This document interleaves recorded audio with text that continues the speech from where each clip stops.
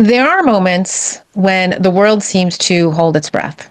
The headlines stir something deep within ourselves. It's the shifting of seasons that whisper, it's time. What am I talking about? Well, maybe you've been feeling it too. I know I have. That quiet nudge, the inner stirring, the sense that something is shifting. What's happening is that you're being asked to pause, to reflect, and to choose a new way forward. This, my friend, might just be your seasonal turning point. This space honors all paths of connection, healing, and family, grounding ourselves in sacred teachings as we are anchored in ancient roots, ready to rise from the soil of our past. I'm Michelle Irene Stupsky, here to guide you through stories, insights, and spiritual practices that will help you heal and rediscover your true belonging. Welcome to another episode of Angels, Adoption, and Ancestors. This is your space for spiritual insight and sacred practice.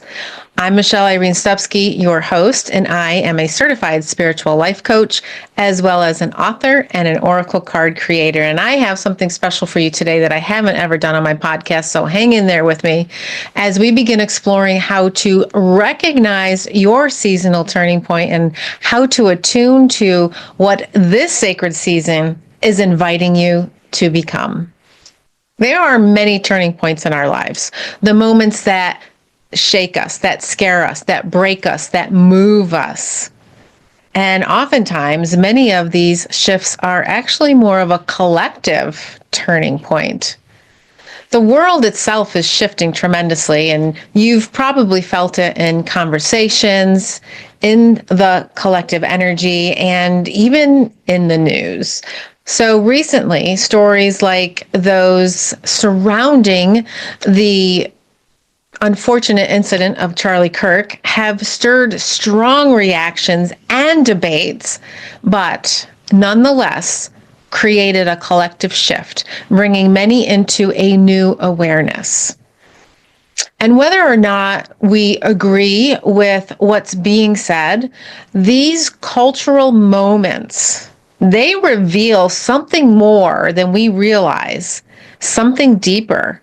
The spiritual dissonance of a humming underneath, the stirring, the movement, the energy. People are longing for belonging, and many are feeling abandoned by systems that currently kept them supported. They're feeling disconnected from community, and maybe they're even unsure of where they fit in this rapidly changing world. It can be a very difficult time for many. And moments like these, they act as mirrors, asking us to pause and consider certain aspects of where we are. Where have I fallen asleep? Where am I being invited to return to truth? And how might I participate in healing, not just for me, but for us as a collective? And just like the seasons of nature, our human nature follows the pattern of seasonal changes. Autumn carries a quiet wisdom. The trees don't resist their turning. They simply release. They let go of what no longer serves them, trusting that new life will come in time. When we allow ourselves to follow that same rhythm, the profound transformation can unfold. And at my recent Sacred Pause retreat just a few weeks ago, and not even 2 weeks ago, I witnessed this truth come alive, as I often do when I'm hosting events. It's one of the many reasons why I love having these gatherings as a collective. From the moment that the women arrived, there was a palpable softening. Like the land itself exhaled and welcomed them into their arms, welcomed them home. Strangers becoming friends through a common denominator, that the willingness to show up for ourselves, that's powerful. To answer the calling of change and transformation, that's powerful. We opened in a sacred circle, as I do all my events and gatherings, with setting intentions and honoring the space that we were about to share. Throughout the weekend, we slowed everything down. We practiced forest bathing beneath a golden canopy of leaves, and we journaled by still water, letting our pens follow the whispers of our souls. We walked the trails, we reflected beneath the open skies, and we shared stories around the campfire. These weren't just activities, they were invitations. Invitations to remember, to pause, to listen, not with our ears, but with our heart and our soul. And one of the most powerful moments that came during a solo nature walk, I really want to share with you. We had just gotten done doing our grounding meditation, and I invited each woman to walk alone in silence with a few gentle prompts of touching the base of our five senses, things to notice, signs to look for, ways to attune to nature's quiet voice. And one woman took a winding trail deep into the woods. It was beautiful to witness them and which way they decided to go. But when she emerged, my breath was taken. I was stopped in my tracks to capture this moment of divine presence. The way she walked, it was angelic. There was a softness and a radiant glow around her, as if the forest had literally wrapped her light and sent her back transformed. I hadn't planned to take many photos on this particular retreat this year because this retreat was different. It was more tender and intimate, and it was too sacred to document in that unusual way and to interrupt what was happening. But something in me knew this was a sacred moment. Quietly, reverently, I lifted my camera and I took just one picture. And later I showed it to her and explained why I took the picture. I wanted her to see what we all saw. There was peace, there was light, the unmistakable glow of her true essence. She had returned to nature. And here's the part that still gives me chills. She was wearing a flowing kimono with angel wings on the back. It was a gift from one of our past retreats, but it was as if she knew that she was going to be stepping into something divine that day. She hadn't planned it that way. The moment was divinely aligned. In just 1 hour, something within her had shifted. Nature reflected her light right back to her. To witness this, it was immeasurable, unforgettable, but brilliant nonetheless. This is the essence of a seasonal turning point. When we pause and we attune and we walk in stillness, the divine meets us where we are. And sometimes we get to witness the exact moment that someone remembers who they truly are. Which brings us beautifully to this month's guiding angelic presence. Let me introduce to you the Angel of Sacred Attunement. This angel reminds us that clarity doesn't come from forcing the issue or forcing the outcomes. It comes from tuning our inner frequency to divine timing, patience in the pause. And when we attune, we begin to hear the whispers beneath all the noise, beneath all the chaos. We begin to sense alignment, and we move with ease and grace instead of resistance.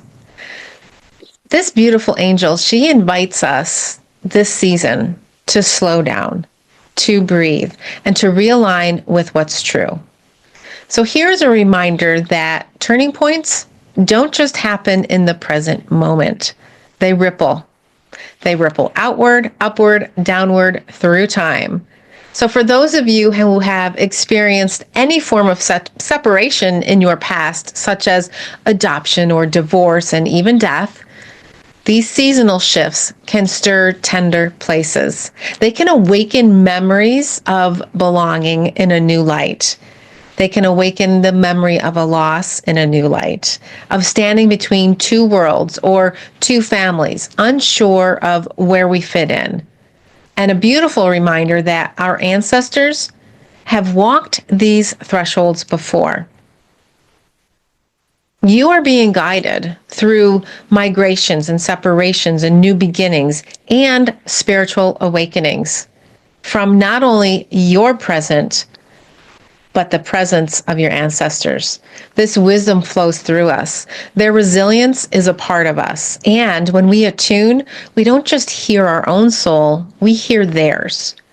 These turning points, they're invitations to heal generational disconnection and to return to ourselves in a beautiful, natural way, and to honor the sacred lineage that we carry with us. And since we're speaking about attunement, let's do something that I just can't believe I haven't done this yet on my podcast because it's such a big part of my practice, but it's one of my favorite things to do. I every night I pick a card before I go to sleep. I call it my slumber card. And I'm going to choose a card from the Lightstream Oracle deck right now and give you a real-time reading for the collective. So let's see what message wants to come through and how aligned it is for the season of our message today. This will be our seasonal turning point and what it means. Let's see. I don't have my glasses, so hopefully I can read it without my glasses. Your intuition allows for the guidance of the non-physical world to be of assistance anytime. I really love the magic of this card because, let's see if we can get it focused in there. Not too bad, camera. Good job.